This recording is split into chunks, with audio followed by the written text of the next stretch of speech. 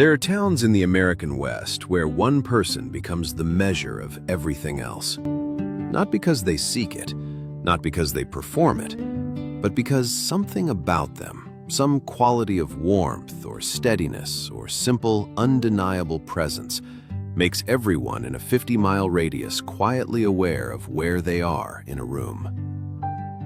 In Crestfall, Wyoming, in the summer of 1883, that person was Rose Callahan.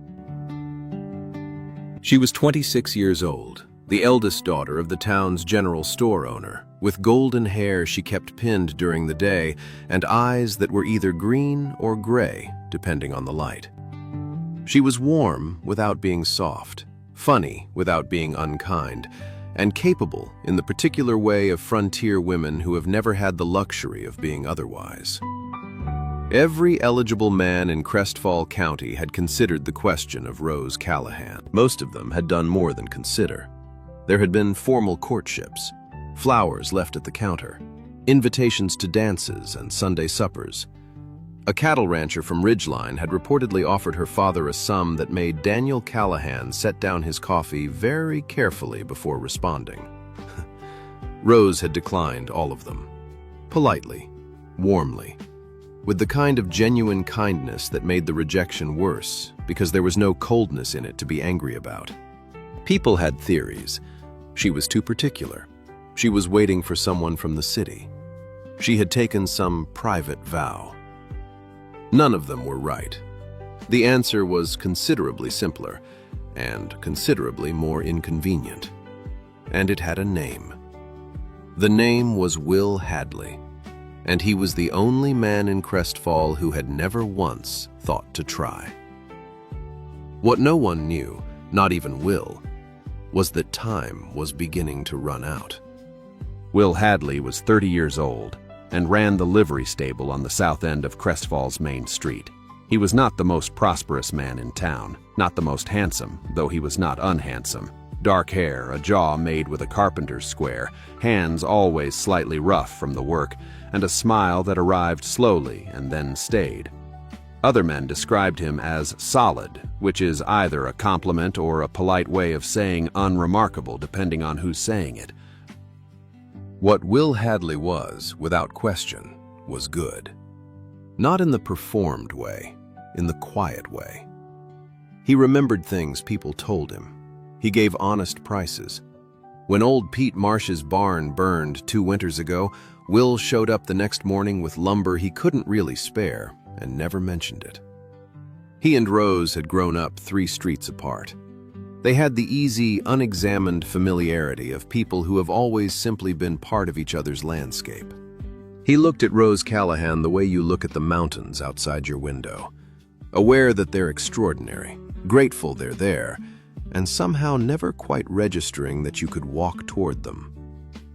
He came into the general store on a Wednesday morning in June for nails and rope and found her reorganizing the dry goods shelf, standing on a step stool, reaching for the high shelves with total concentration.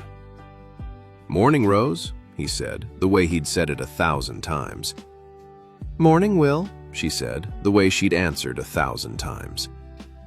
He paid for his nails and rope. He left. Outside on the boardwalk, George Alcott, refused by Rose twice and philosophical about it by now, looked at Will and shook his head slowly. "You know," George said, "for a man who works with horses, you have a remarkable inability to see what's standing right in front of you." Will looked at him with genuine puzzlement. "What are you talking about?" George looked at the sky. "Nothing," he said. "Absolutely nothing." But he was thinking about something that Will didn't know yet. That Edward Marsh, the most prosperous rancher in the county, had been asking quiet questions about Rose Callahan for the past 2 weeks. Serious questions. The kind a man asks before he makes a formal offer. The Crestfall Midsummer Dance was held in the barn behind the feed store on the 3rd Friday of July. Rose did not particularly want to go, but her mother had spent 3 days on her dress, and her father had already told half the town she'd be there, so she went. in the pale cream dress with the lace collar, her hair properly done, with the composure of a woman who has learned to be graceful about things she didn't choose. The offers to dance came within minutes. She accepted some, because it would be unkind not to, and moved through the evening with the warm, genuine attention she gave everything. Edward Marsh arrived an hour in. He was 42, broad-shadowed, with the quiet authority of a man accustomed to being the most consequential person in any room he entered. He had built the largest cattle operation in the county from nothing, which commanded respect even from people who didn't particularly like him. He asked Rose to dance. She accepted, because refusing would have caused a scene, and Rose did not cause scenes. He was a good dancer. He was also, she noticed, watching her with the careful, evaluating attention of a man making a decision. Not unkind, just deliberate. The kind of man who, once he decided something, did not undecide it. Across the room, Will arrived late, still slightly dusty from the stable, and accepted a cup from the refreshment table, and leaned against the wall in the comfortable way of a man happy to watch the world. He saw Rose dancing with Marsh, thought vaguely that she looked like she was being patient. She caught his eye across the room, smiled, not the public smile she'd been wearing all evening, but the other one, quick and private, just for him, gone before anyone could catalog it. He smiled back. Then Tom Fletcher appeared at his elbow, wanting to discuss a horse trade, and Will turned his attention elsewhere with the oblivious ease of a man who has no idea what he just missed. Across the room, Rose watched him turn away.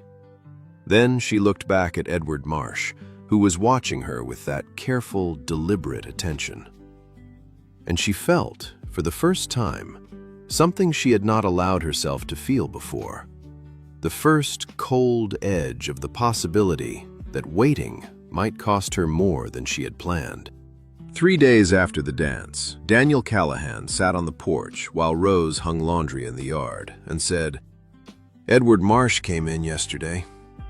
Rose kept hanging laundry. "He comes in most weeks." "Not to buy anything." Daniel paused. "He asked about you, how you were keeping, whether you had any particular attachments." Another pause. The kind of questions a man asks before he makes a formal offer. Rose's hands slowed on the sheet she was pinning. "He's a serious man," Daniel said carefully. "Good standing. The Marsh operation is the most stable in the county." He was quiet for a moment. "I told him you made your own decisions, which is true." He looked at his daughter. "I just thought you should know." Rose finished pinning the sheet. She picked up the next one. "Papa," she said, "do you know why I've said no to every man who's asked?" "I have a theory." "It involves Will Hadley." "It does." She was quiet for a moment. "He doesn't see it. I've waited 2 years for him to see it, and he—" She stopped, started again. "He looks at me the way he looks at the mountains, like something beautiful that he never thinks he could actually have." Daniel was quiet. "Edward Marsh is a good man," Rose said. "And if Will doesn't—" She stopped again. "How long will you wait?" her father asked gently. She looked at the mountains beyond the town, those mountains Will never thought to walk toward. "Not much longer," she said quietly. And for the first time, she meant it. George Alcott found Will at the livery on a Monday morning and told him directly, "Edward Marsh is going to make a formal offer for Rose Callahan, probably within the month." Will was checking a horse's shoe. He didn't look up immediately. "Where did you hear that?" "From Daniel Callahan's clerk, who heard it from Marsh's foreman, who has no reason to make things up." George leaned against the stable wall. "I'm telling you because you're my friend, and because you are, I say this with affection, occasionally the least self-aware man I have ever met. Will set down the horse's hoof. He straightened. What does that have to do with me? George looked at him with the particular patience of a man who has been waiting a long time to have a conversation. Will, he said, do you understand that Rose Callahan has declined every man who has asked her for 6 years, and that there is a reason for that, and that the reason is currently standing in a livery stable pretending not to understand what I'm talking about? The stable was quiet. A horse shifted in the next stall. Will looked at George for a long moment. She'd never, he started. She has been, George said simply, for years. And Edward Marsh doesn't know that. And if you wait much longer, she's going to have to make a different kind of decision. He pushed off from the wall. I've said what I came to say. He left. Will stood in the stable for a long time after, with the specific stillness of a man whose entire understanding of something has just rearranged itself. Edward Marsh. A month. The shoe he'd been holding was still in his hand. He set it down carefully, like a man who has suddenly remembered that some things, if you wait too long, stop being available. It happened 3 days later, on a Thursday afternoon in August. Rose was walking back up the main street when she passed the livery. Will was outside, working on harness leather, sleeves rolled up, hat pushed back. She stopped. Because she always stopped. Because any time with him was better than none. They talked. The heat, the Henderson horse, the late summer rains. Then Will set down the harness leather and looked at her. Really looked. The way he occasionally did when he forgot to be casual about it. And something moved across his face that she hadn't seen before. Not quite recognition. Something more urgent than that. He took a breath. Then, before whatever courage had arrived could leave again, he said, and he didn't make it a joke this time, didn't soften it into self-deprecation. Rose, I heard about Marsh. She went still. I have no right to say anything about it, he said. I know that. I've had no right for a long time because I never said what I should have said. He looked at his hands, then back at her. But I need to tell you something before you make any decisions. I should have told you a long time ago, and I didn't, because I convinced myself it was impossible, and I was wrong about that. The street was warm and dusty. Someone was hammering down the block. She waited. I love you, he said. I think I have for years without knowing it. And I know that might not change anything. But I couldn't let Marsh... He stopped. I couldn't let you think nobody saw you. Because I see you. I just was slow to know what I was looking at. Rose looked at him for a long moment. Then she took one step closer and said, low enough for only him, Will, I've been saving my heart for you. For years. I just needed you to show up. She held his gaze, long enough for the words to land, not long enough for her courage to fail. Then she said, quieter still, don't make me wait anymore. And Will Hadley, who had never once thought he could walk toward the mountains, took a step forward. Before we go on, I want to know, what country are you listening from today? Drop it in the comments. It means the world to me to know where this story is reaching. Now let's go back, because Will Hadley still has some things to do. He went to the store the next morning. Good shirt, combed hair, the particular expression of a man who has made a decision and is done deliberating. Daniel was behind the counter. He looked at Will, the shirt, the hair, the expression, and said nothing. Simply called toward the back, Rose, Will Hadley's here. Footsteps. Then she came through the door and stopped, and the look she gave him was clear and direct and without any of the careful patience she'd been carrying for years. Just, "You're here." "I'd like to come calling on you properly," Will said, "starting today. And I'd like your father's permission." Daniel, behind the counter, found something extremely interesting to examine on the shelf behind him. "You have it," he said, to the shelf. Rose looked at Will.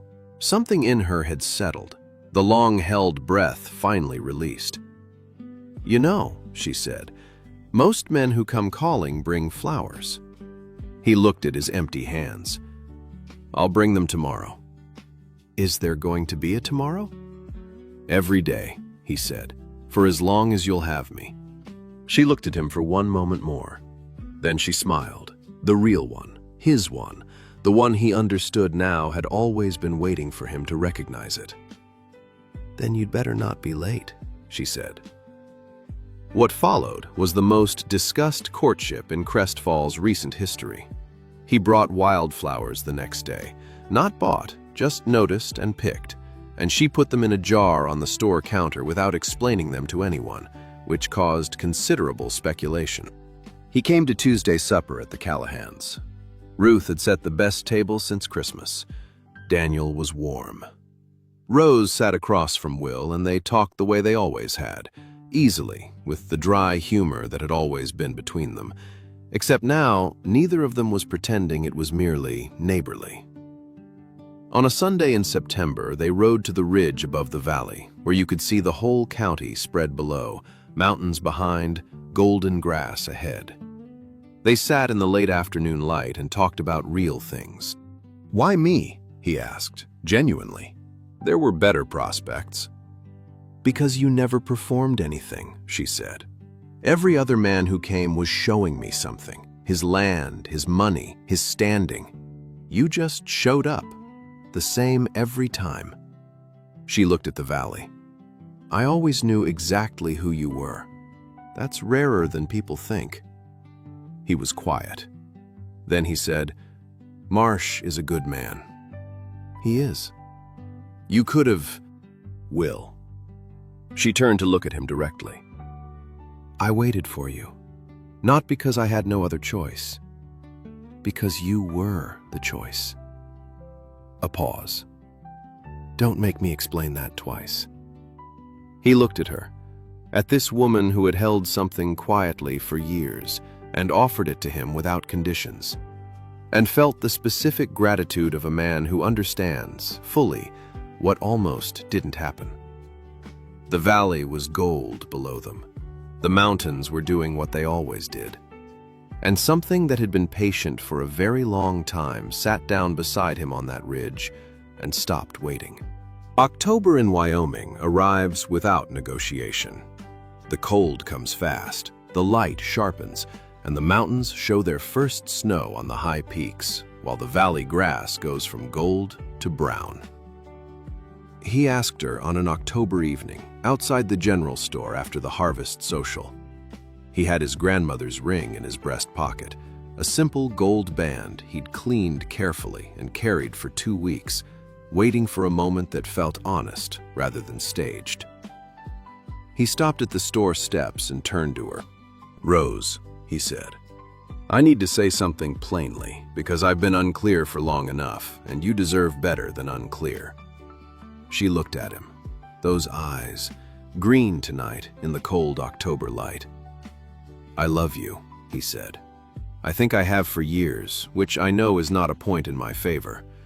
But I know it now, clearly, the way I know the things I'm most certain of. And I would like very much for you to be my wife." A pause. "If you're willing to take on a man who was slow and is trying to make up for lost time." Rose looked at him.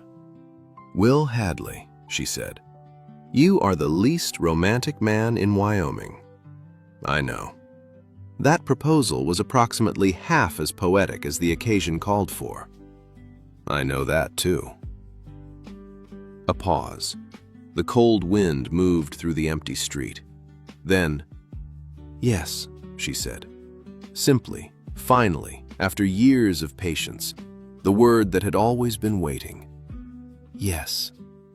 He put the ring on her finger on the store steps in the October air, and she looked at it the way you look at something you recognize. Not new, but finally, completely yours. They were married in November, before the first hard snow. The church was full.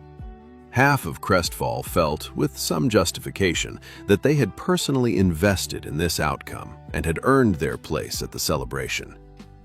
George Alcott, in the third pew, was observed to be unusually moved for a man who claimed no feelings about romantic matters. Rose wore her mother's wedding dress, taken in at the waist. She walked toward Will with the unhurried certainty of a woman arriving somewhere she had always been headed. Will stood at the front of the church and watched her come, and felt, with sudden complete clarity, how close he had come to missing this. How a man could stand next to something extraordinary for years and fail to see it. How Edward Marsh had almost made the offer. How another week of his own blindness might have changed everything. He was not going to waste another day of it. They said their vows simply. They meant every word. The years that followed were good ones, built from honest work and the warmth of two people who genuinely liked each other and never stopped being glad to come home. The livery grew. Rose kept the accounts and discovered within the first year that Will had been undercharging for his work, which she corrected with the brisk efficiency of someone who grew up in commerce. He didn't argue. He had learned quickly that on matters of numbers and cents, Rose was simply right. Their son arrived in the second year. They named him Thomas, for Will's grandfather, a boy with his mother's eyes and his father's patient, deliberate way of moving through the world. Their daughter came in the fourth year. They named her Eliza, quick and bright and funny in the dry way that Rose had always been, which made the house considerably louder and considerably more alive. On a summer evening in their sixth year, Rose was hanging laundry in the yard when Will came home from the livery, still dusty, and stopped at the gate to watch her. She was humming. She always hummed at the repetitive work, and the Wyoming evening light was gold the way it gets in July. And the mountains were doing what they always did, and Will Hadley stood at his own gate and looked at his wife. She noticed him, turned. "You're staring," she said. "I know. You used to never stare." "I used to not know what I was looking at," he said. "I've corrected that." She smiled. The real one. His. He came through the gate and crossed the yard and took the laundry basket from her hands and set it down and held her in the gold evening light. She rested her head against his chest. The children's voices came from inside the house, Thomas and Eliza arguing about something with the passionate conviction of children who have inherited stubbornness from both sides. And Will Hadley held his wife in the evening light and thought about Edward Marsh, and about George's voice in the stable that Monday morning, and about how close it had all come to going differently. He was grateful in the way you're only grateful when you understand what almost didn't happen. He pressed his lips to the top of her head. "I see you," he said quietly. She didn't ask what he meant. She already knew. She had always known. She'd just been waiting for him to say it. Years later, when Eliza was old enough to ask, she asked her mother how she had known. They were in the kitchen, Rose teaching Eliza to make the pie that had become something of a family institution, and the question came sideways, in the middle of something else entirely. "How did you know Papa was the one, before he knew?" Rose was quiet a moment, working the dough. "He never performed anything," she said finally. "Every man who came along was showing me something. Your father just showed up, the same every time." A pause. And he was worth waiting for. Eliza considered this. "But you almost didn't wait, because of Mr. Marsh." Rose looked at her daughter, Will's eyes in her face. "Yes, she said honestly. Almost. She handed Eliza the rolling pin. That's the part I want you to remember, not the happy ending, the almost. She looked at her. Know what you want. Don't perform for anyone.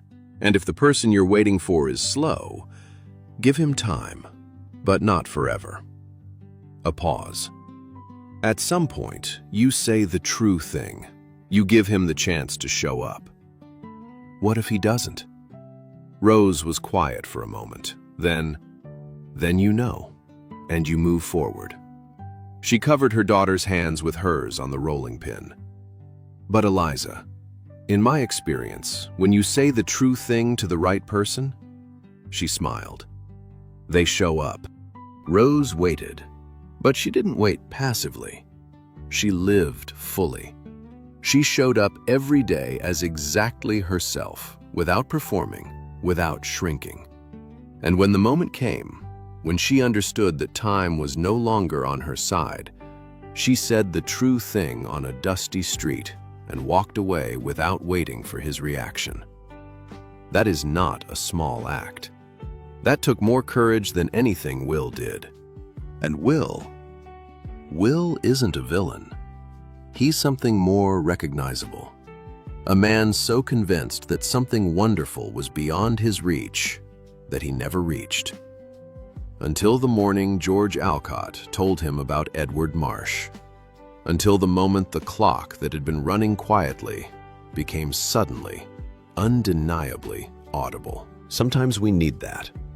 Sometimes the thing that makes us finally move is not the presence of love. We already had that. But the understanding that love, like everything worth having, is not guaranteed to wait forever. They chose each other, deliberately, at the last possible moment, but still in time. That's the part worth holding on to. Thank you for listening today. Wherever you are, I'm grateful you were here. Until next time, keep writing.